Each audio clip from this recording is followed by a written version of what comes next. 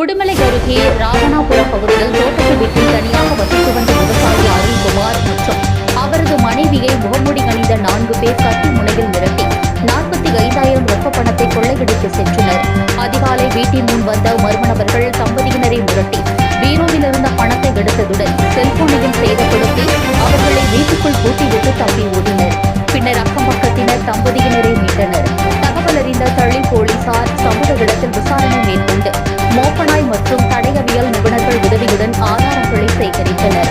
CCTV காட்சிகளின் அடிப்படையில் மர்மநபர்களை அடையாளம் காணும் பணியில் போலீசார் தீவிரமாக ஈடுபட்டுள்ளனர். இந்த சம்பவம் உடுமலை பகுதியில் பெரும் பரபரப்பை ஏற்படுத்தியுள்ளது. எங்களுக்கு இதுவரைக்கும் இந்த சம்பவங்கள் நடந்ததில்லை.